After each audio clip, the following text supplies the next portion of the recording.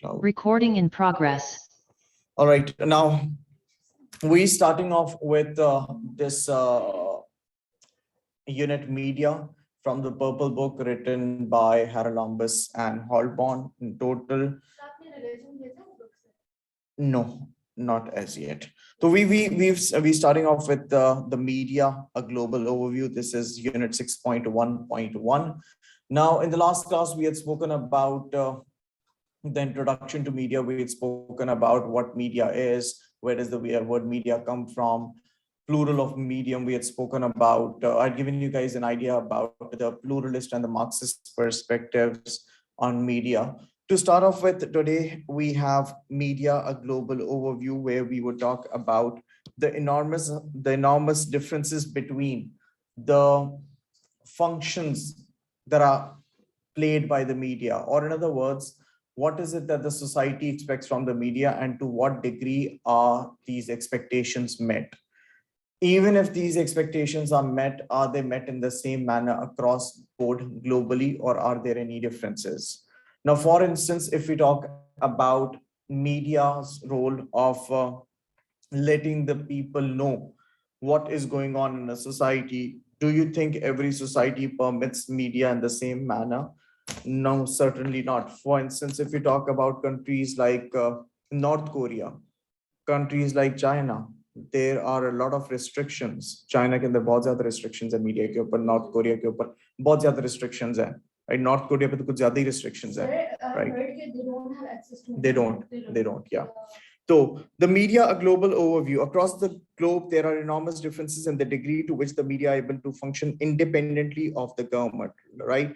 Now, the media being able to function independently of the government, you know, until recently, I mean, I remember this very well. हमारे पास सिर्फ और सिर्फ PTV होता था, Pakistan Television Network, ठीक है?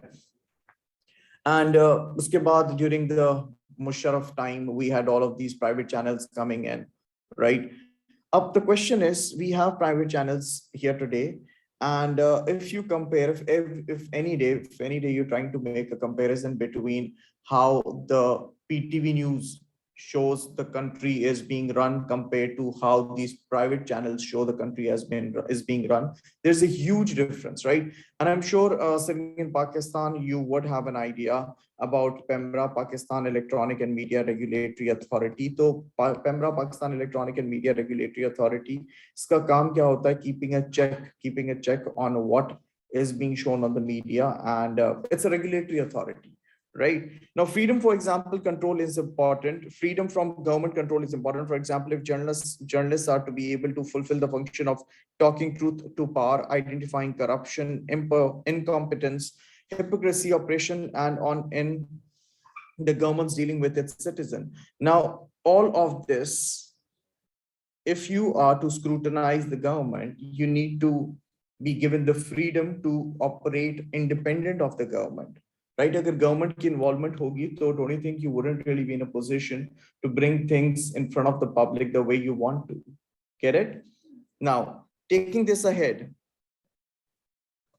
there are two main sources of information about the relative degree of media freedom existing in different countries globally, and which cover most of the world's countries. The first one over here comes from World Press Freedom Index produced by Reporters Without Borders, and the second one is Freedom of the Press report produced by Freedom House based in the USA.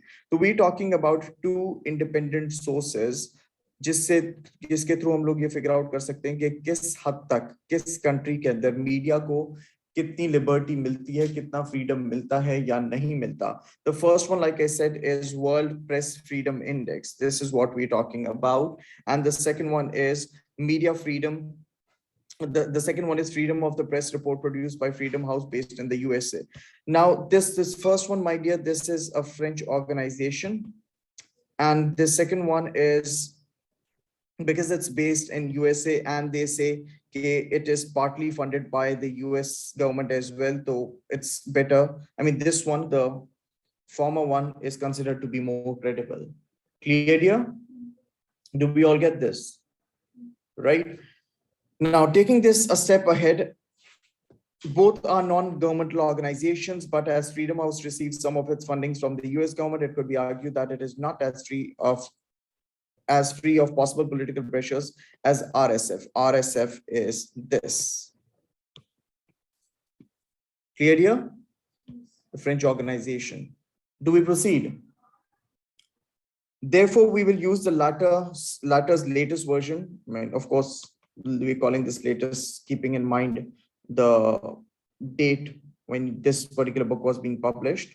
So therefore, we will use the latter's latest report 2017 to provide an overview of this.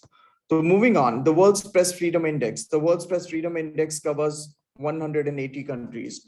Remember, I mean, stop at this point and let this sink in. We are talking about the involvement different governments have in terms of the content that is shown to the public, right? किस हद तक governments की involvement होती है या किस हद तक ये media organizations government के pressure में रहते हैं या वो free हैं to be able to publish, to be able to show whatever they think is right. Of course, my dear, we need to keep in mind sociology. We need to keep in mind the perspectives that we had mentioned in the last class, that I discussed in the last class. According to the Marxist perspective, there are more chances that an individual or the public generally gets to see what the owners want them to see. And on the other hand, if we talk about the same according to the pluralist perspective, it's the other way around. According to the pluralist perspective, media के अंदर बहुत ज़्यादा diversity है. According to the pluralist perspective, see, pluralist comes from the word plural, right? Plural or pluralist perspective in media. Like I had mentioned in the last class, media के अंदर हम लोग functionist perspectives का word नहीं use करते. We instead, that functionist perspective is replaced by the pluralist perspective, also referred to as pluralism. Pluralism is more than one. We are talking about the amount of diversity, right? According to the pluralist perspective, if I put it in a simplistic manner, you get to show the public, you get to show your audience, your readers, your viewers, your listeners, what you think they want to listen to, right? And the assumption over here is that the media, according to the pluralist perspective, is impartial. Clear? Moving on. So the World Press Freedom Index covers 180 countries, over 90% of the total, and is compiled from the responses of journalists. So how do you compile this? This is compiled by the responses of the journalists, media lawyers, researchers, and other media specialists in these countries to a questionnaire devised by RSF. This questionnaire over here that we're talking about gathers qualitative data and quantitative data both together. And through this collection of quantitative and qualitative data, through a questionnaire, remember my kids, when you talk about a questionnaire is a self-report measure. A questionnaire is a self-report measure. और जब हम एक questionnaire की या self-report measure की बात करते हैं, तो we can never be sure that the responses that we're receiving, they're actually based on truth, they're actually based on reality, or they're not being based on truth or reality.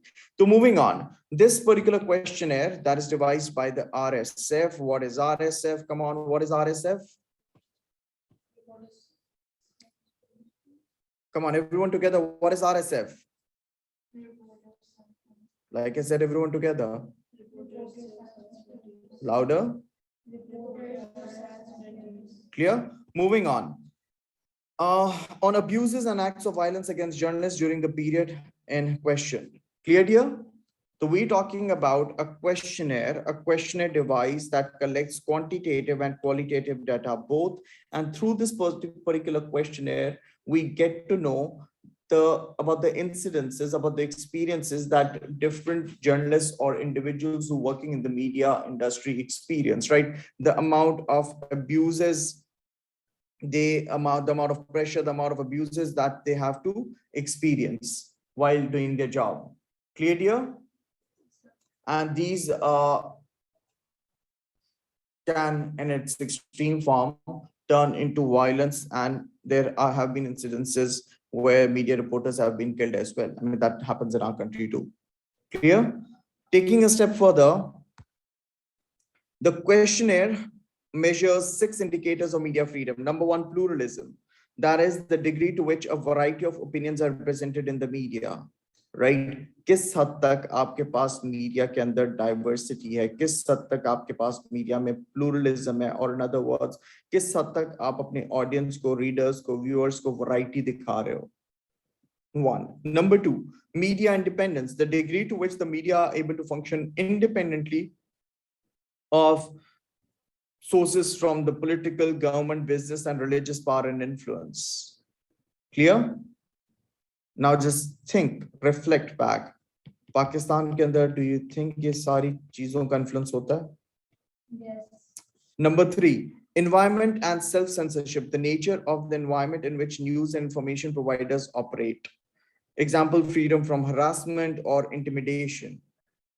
I mean, in Pakistan, if a reporter wants to, let's just say an investigative reporter wants to come up with something, it would be, it wouldn't be easy for him or her to be able to survive all the pressure from the government or even violence in its extreme form. Do we understand this, everyone?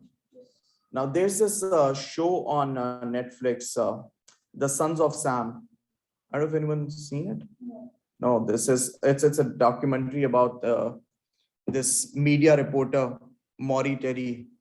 I was watching the other day. I mean, I initially thought it was about a serial killer who's been killing young women, young couples, and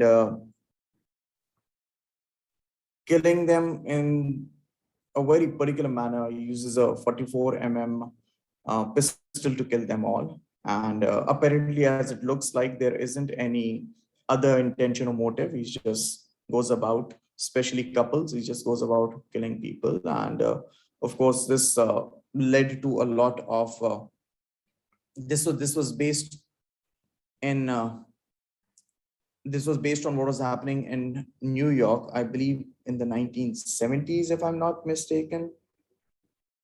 Yeah, I'd have to double check.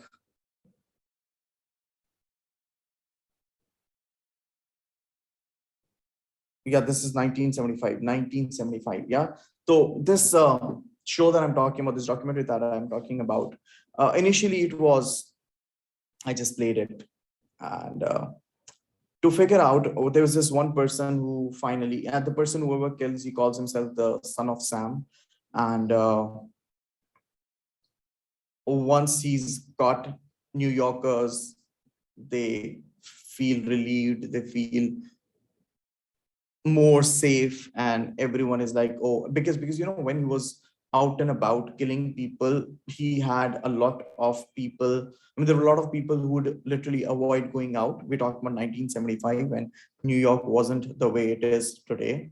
And what caught my interest was, I mean, as the person got caught and the New York police kept on taking all the credit for it. And of course, he was someone everyone wanted to be behind bars. And there's this reporter, Maury Terry, this gentleman, Maury Terry, he felt like it wasn't enough. And the police and the government. Remember, we discussing all of this under the heading of the involvement the government has, right? Maury Terry felt like the government wasn't or shouldn't really be as happy and excited as it is.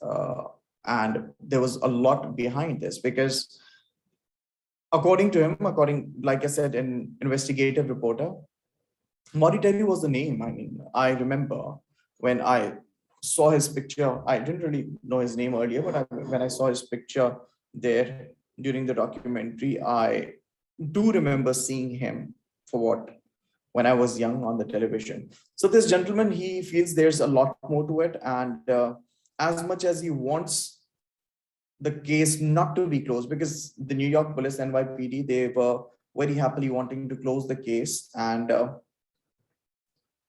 this gentleman being all pessimist about it, it was like, no, ye case abhi band nahi hona chahiye. There's a lot more to it that is yet to be discovered. And Maury Terry goes on investigating personally, and he gets clues that all the murders, see, apparently everyone thought like all these murders, they were done by this one person, the son of Sam, right? But later on, he figures out it wasn't one person. If it wasn't one person, and of course, yeah, the sketches, the police sketches that were drawn, those police sketches, जब उसने compare किए तो भाईजान police sketches सारे अलग-अलग थे. And one, when this apparently son of Sam was caught, none of those sketches looked like that person. That was even more alarming. And later to figure out कि वही बंदा नहीं था. There were many more people with them. Again, the second point where I found this interesting was Maury Terry figured out, or he felt like it wasn't one person, it was actually a cult. Yes, we can. A religious cult, an occult, the son of Sam. So what did you just say? Why were they killing married people? Why was he? Why were they killing married couples? I didn't say married couples, I just said couples, young girls and couples. No one has an answer to that why to date. So yeah, Maury Terry went on and he spent, I believe, a couple of decades trying to bring this. I watch it. I watch it. Yeah, it's about a cult, and you know, you know the amount of interest I have in new religious movements, new age movements, especially because we study all of this. And Khair, let me just wrap it up and link it with this. You know, when he had enough of evidence and he kept on saying, Bhaijan, see, this is evidence. This is why I'm saying this case should be reopened. Things aren't as black and white as the NYPD and the government portrays it to be like. Right? So again, we're talking about environment and self-censorship. The nature of the environment in which news and information providers operate, for example, freedom from harassment or intimidation. Clear, dear? Yes. The next one, legislative framework, the impact of legal framework governing news and information activities. And of course, अगर आप कहते हो कि भाईजान police ने अपना काम सही तरीके से नहीं किया तो पुलिस की तरफ से उसके ऊपर प्रेशर था. NYPD के seniors officials का उसके ऊपर प्रेशर था कि भाईजान what are you up to? I mean, we have just taken credit for something, and you, if he somewhat proves, which he kept on shouting and screaming that he does have evidence for, if he somewhat proves कि भाईजान ये अकेला बंदा नहीं था, that means पूरा credit NYPD का चला जाएगा. So there is a lot of politics involved over here. Clear, dear? Now moving on. Number 5 actually, transparency. That is how open the institutions and procedures that affect the production of news and information are. The amount of transparency, right? How open the institutions and procedures are. Whatever the procedures are they transparent? Does anyone get to scrutinize them? Does anyone get to keep a check on them? It could be internally evaluated. It could be externally evaluated, both. Next, infrastructure, the quality of the infrastructure that supports the production of news and information. For example, the availability of internet access and distribution facilities, for example, print media. So we're talking about these 6 factors, or these 6 different parameters or indicators that were used to figure out the extent to which what particular country has more of freedom or less of freedom when it comes to media reporting. Does everyone get this? Yes. Moving on. Countries have awarded a score between, yeah.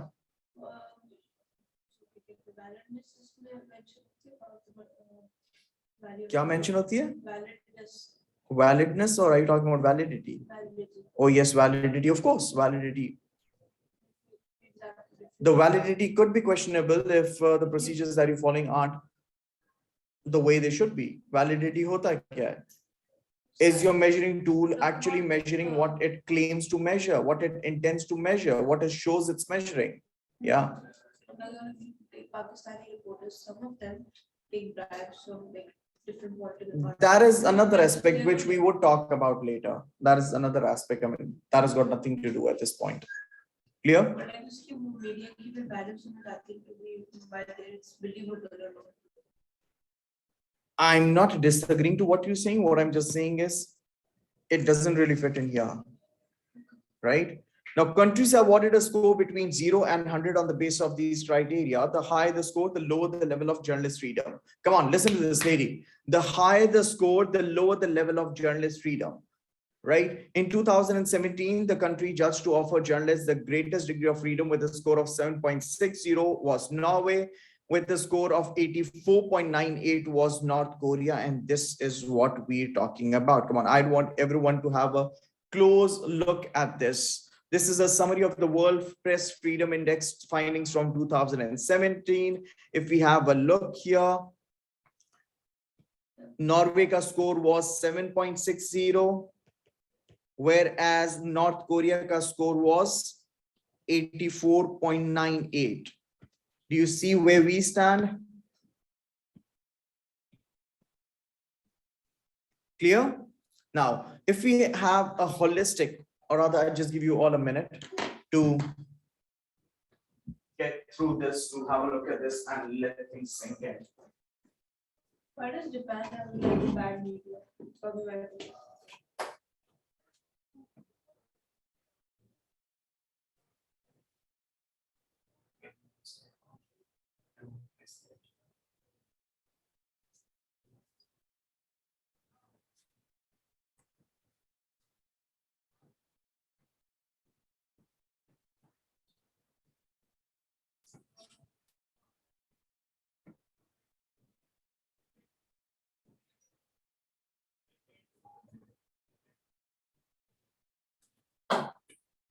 So yeah.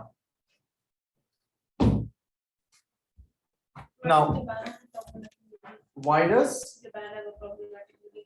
there isn't any 2 plus 2 equals to 4 answer to that? There are multiple factors about Japan It's a first world specifically. country, that's it. Yeah, you being a first world country doesn't it all mean likewise we talk about China. Where does China stand? China की economy की growth की तो कोई मिसाल ही नहीं है आजकल. So there are multiple factors. There isn't just one factor, or there isn't, like I said, 2 plus 2 is equals to 4 answer to this. There are multiple factors. Specifically, when we talk about Japan, we discussed this ahead. There's a lot more to it. Yeah. Now moving on. If we try having a look at this in a holistic manner, हमें नजर आता है कि जनाब वो countries जहाँ पे that have been rated good, they're 16. The ones who've been rated fairly good are 33. The ones who are problematic are 59. The ones who are bad are 51. And the ones that are very bad are 21. Clear here? According to the World Press Freedom Index findings, 2017. बेटा कहीं पे भी ऐसा नहीं लिखा हुआ कि दुनिया की सारे कंट्रीज हैं. Yeah. Do we proceed? Yes. Yeah. Now taking this a step ahead, if we try understanding these findings, we can broadly put these countries into 2 main categories. Number 1, we could talk about democratic countries, and number 2, authoritarian countries. I'm assuming we all know the difference between democratic countries and authoritarian countries. Everyone knows what an authoritarian regime would be like. North Korea, Kim Jong-un, right? Dictatorship. Yeah, There is broadly. a documentary on North Korea. Yes, there are many. Yeah. Broadly speaking, the degree of media freedom relates to the nature of the political system, right? The degree of media freedom relates to the nature of personal political system. We're talking about a correlation being there, right? A correlation between the degree of media freedom and the nature of political system operating in different countries. There are a number of ways in which political systems can be classified, but one widely used classification distinguishes between the democratic and authoritarian regimes. Clear here? Yes. Right? Moving on. In democracies, democracy translates literally as ruled by the people. There's generally a range of political parties which compete with each other to form the government, regular elections which are fair and free, universal suffrage, civil rights, liberties, which are generally respected in the legislature and the judiciary with some degree of independence from the government. Summing it up, we all know what democracy is. Pakistan में भी democracy है बराए नाम, काफी दुनिया के मुल्कों के अंदर democracy है बराए नाम. Clear here? Do we understand this? Now moving on. In authoritarian regimes, all these features are either lacking or severely compromised. There may be superficial elements of democracy. For example, elections may be held, but all elections belong to one political party, or there are undue pressures placed on voters to support the official candidate. Also, infringements and abuses of civil liberties are commonplace. Government criticism is suppressed, and the judiciary is not independent of the government. What are infringements? In this case, Now we talking about civil rights, right? Civil liberties, आप civil liberties या civil rights किस हद तक curtail करते हो? Doesn't all of this sound relatable? Right? Moving on. If we take a step ahead, we talk about the Economist Intelligence Unit. What is this Economist Intelligence Unit? The Economist Intelligence Unit is a world leader in global business intelligence. View our solutions are, okay, so that's from the website though. So this is, everyone knows the Economist, right? The Economist like separate unit, the intelligence unit. So the Economist Intelligence Unit, linked to the Economist magazine, produces an annual estimation of how democratic countries are, right? We're talking about the extent to which there is democracy across the globe. The democracy index, it covers most of the countries of the world and uses 60 indicators to allocate each country. You child see when this says most of the countries of the world, right? This doesn't really cater to all, which is again, not really possible, right? It covers most of the countries of the world and uses 60 indicators to allocate each country to one of the four categories. Number one, full democracy. Number two, flawed democracy. Number three, hybrid regimes. And number four, authoritarian regimes, right? Let's quickly learn this. It was the Economist magazine. We were talking about we're talking about the Economist magazine. In this economic magazine, we're talking about the intelligence unit over here, and we are talking about 60 different indicators being used to allocate each country into four different categories, right? Now, what exactly are these four different categories? These four different categories are: number one, full democracies; number two, flawed democracies; number three, hybrid regimes; and the fourth one is authoritarian regimes. Come on, learn this before we proceed.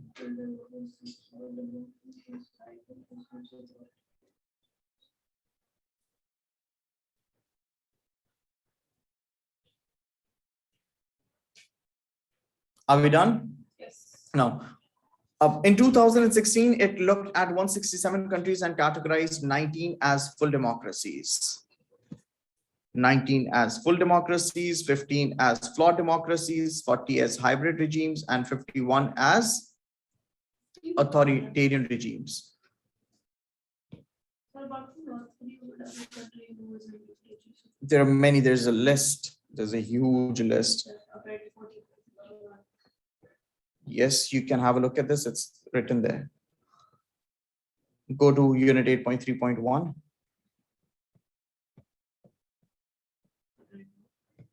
Not right now. You have time at home. As full democracy, No. flawed democracy. Stop making guesses, child. Learn this. Rather than just some sort of dictatorship that we don't know.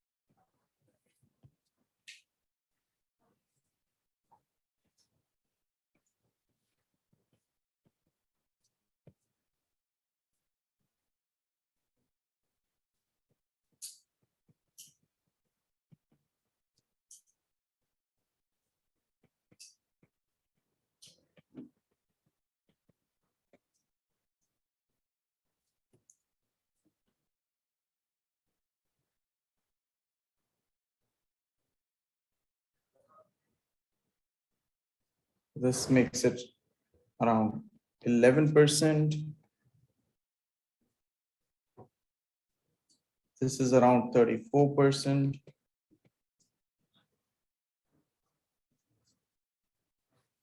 Around 24%.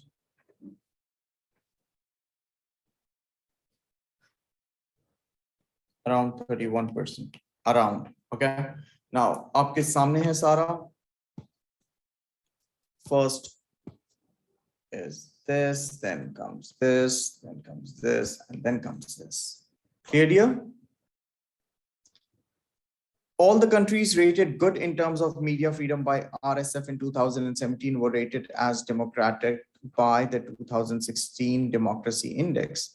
13 as full democracies, 3 as flawed democracies. Here, right? You know, we all know this.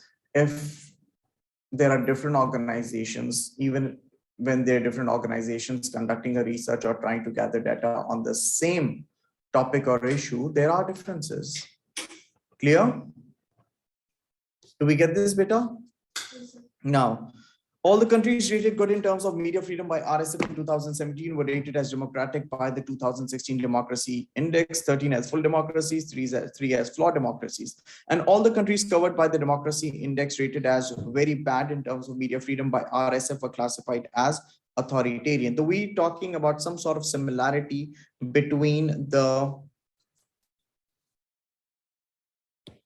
RSF and the Economist. Clear, dear? Do we get this, dear? Yes. Yeah. Now, this is because full democracies tend to have a diverse and independent media and support freedom of expression, while in authoritarian regimes, the media often state-owned or controlled by the groups closely associated with the government, and there's widespread media censorship.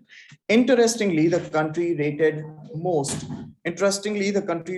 highly for media freedom, that is Norway, also came top in the democracy index, and the lowest rated country for media freedom, North Korea, also came last in the democracy index. Clear, dear? So we're talking about, remember, if you guys remember, we used to talk, we had studied inter-rater reliability. Do you guys remember inter-rater reliability? Two different raters, if they're rating the same thing, the extent to which there is similarity between the findings. Clear? Yes. Of course, अगर आपके पास inter-rater reliability high होगी, right? अगर आपके पास inter-rater reliability high होगी, तो the credibility of whatever work you're doing would be higher. Yes. Right now, a typical question at this point that many students have is कि sir इस point पे मतलब हमें क्या जरूरत है सब पढ़ने की research methods हम नहीं कर रहे आप research methods नहीं कर रहे बेटा but whatever you're writing remember my kids for this unit media you get a single question that is supposed to be answered a single 35 mark question एक सिंगल क्वेश्चन आपको करना होता है 35 मार्क्स का एंड ऑफ कोर्स अगर आप एक single question 35 mark का कर रहे हो जिसके लिए आप 2 महीने तकरीबन लगाते हो एक यूनिट को कंप्लीट करने में तो whatever you know about right whatever you know about from wherever if you think it works for you to be able to use it as a content for your answer you might as well do that no restrictions whatsoever and आप कहीं पे भी ये इसको use करते for instance there you get questions on censorship you get questions on the role that state plays you get questions on new media I mean you could use it anywhere and everywhere new media का question आ जाता है भाईजान आगे आप पढ़ेंगे censorship in detail किस हद तक आपके पास you talk about countries like UAE आपके पास WhatsApp call नहीं होती है but then again we have other ways right the VPNs people use we'll study about all of that ahead probably today only do you guys understand this Yes, sir. right so interestingly the most तो yeah summing it up अब ये जो हम लोग research methodology related चीजें यहाँ पे पढ़ रहे हैं like qualitative data being gathered quantitative data being gathered questionnaires being gathered all of this helps us scrutinize the credibility of the numbers that we have in front of us कि वो gather कैसे हुए वो research conclude कैसे हुई है and yes the 35 mark question is an evaluative essay question ये content आप वहाँ पे use कर सकते हैं don't go overboard but yeah a line or two here there and everywhere would be really good clear dear now moving on if we take this a step further, to summarize, we can say that democracies tend to allow greater media freedom and authoritarian regimes less. However, outside the two extremes of full democracy, good media freedom and authoritarian regime, very bad media freedom, the situation is variable and it is important to avoid oversimplification. Like I was trying to explain this young lady, it's not as simple as it looks like it is not as black and white as it looks like right it's always a complex interplay between different variables different factors For example, Japan and Mauritius are classified as full democracies by the Democracy Index. But RSF, now, isse pehle we spoke about the similarities. We spoke about how there was a similarity between Norway and North Korea, right? जहां पे RSF ने show किया, वहीं पे आपको democracy index ने show किया था, right? ये इन दोनों की सिमिलैरिटी के बारे में हम बात कर रहे थे. लेकिन जब हम सिमिलैरिटी की बात करते हैं तो at the same time we need to keep in mind that there are certain differences too, right? Like Japan and Mauritius are classified as full democracies in the democracy index, but RSF classifies their level of media freedom as problematic. That is somewhere over here. Where does it go? Here.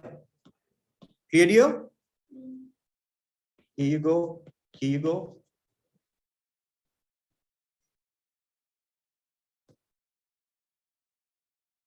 But RSF classifies the level of media freedom as problematic for the third time. While it describes Mauritius as a model African country for democracy and human rights, RSF claims that abuses against journalists occur there. These include threats by the authorities against the daily newspaper, El Express, the 2011 jail sentence of the editor of the weekly Samedi Plus, and the Mauritius Broadcasting Corporation warnings to journalists who spoke during public debates. Clear here? Okay, now a typical question at this point is, can we use these as examples? Of course, they would help you score through AO2. That is application and interpretation and application rather, right? Interpretation, application, ये सिर्फ examples नहीं है, ये real world examples हैं. In real world examples के लिखने से examiner को पता चलता है कि भाईजान जो content है आप उसको real life से relate कर सक रहे हो. Clear here? Now, similarly in Japan, RSF claims that since the re-election of Shinzo Abe as a prime minister in 2012, media freedom has been declining, with both local and foreign journalists experiencing harassment by government officials. This doesn't really go in line with what our book says, but nonetheless, this is through a particular magazine, which is popular amongst many. Clear? Do we proceed, beta? Now, taking it ahead. In unit 6.1.2, that is the next one, we will look closely at the variable relationships between the state and the media in different countries, and particularly at the role of state censorship. Now, let's have a look at all of these key terms before we proceed. I'd want everyone to have a look at these key terms.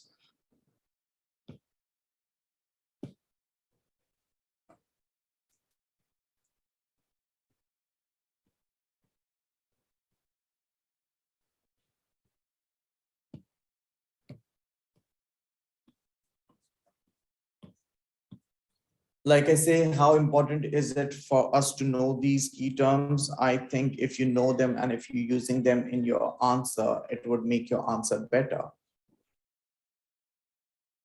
This could be considered under the heading of sociological material if you're using terms from here. Clear here? Now, this is the summary of what we just did. This brings this tiny little topic that was